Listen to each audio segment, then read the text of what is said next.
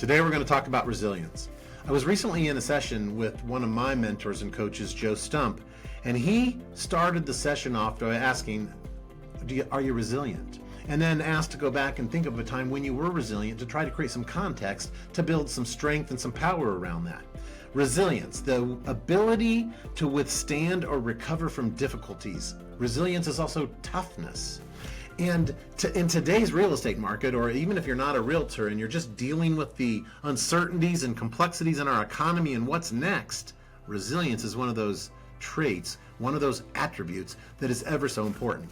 And so some of the things that Joe shared that I want to share today, as in order to work through the process of building one's resilience, there are 7 steps or 7 things that one can focus on.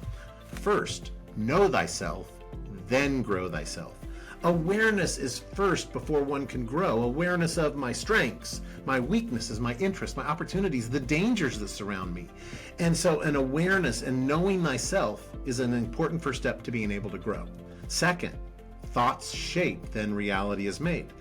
My thoughts are my source of my reality. So what am I thinking? If I'm thinking negative thoughts, then my reality and everything around me is going to be negative. Do a checkup from the neck up and figure out what you're thinking. You may need to make some shifts.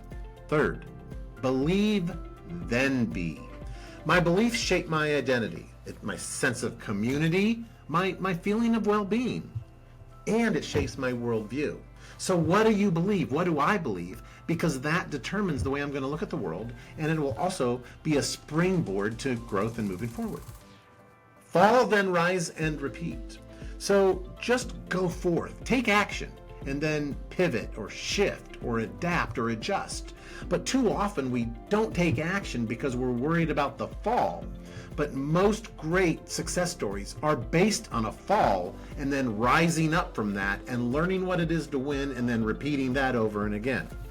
Fifth, have a clear purpose, then take a sure step. My vision or my why drives everything that I'm going to do that's in my best interest. And so make sure that you're clear on where you want to go and why it's important to you. Sixth, discipline, then excellence. How does one utilize discipline? Well, it's best shown in consistency.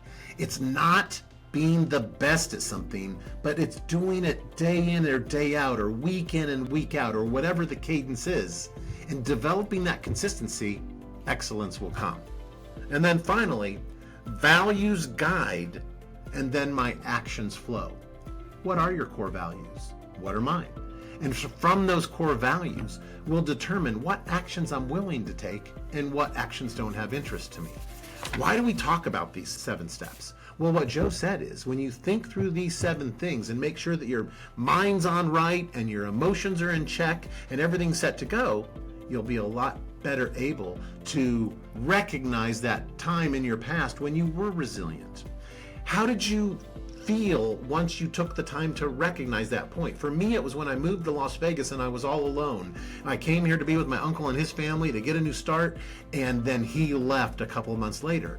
And my resilience had to shine through. Otherwise, I'd have probably gone right back to Iowa and be stuck there today. And so how did that realization of being resilient change the way that you view challenges going forward?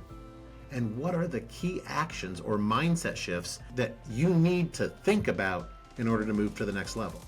Resilience. It's a great tool. If you've got it, hooray.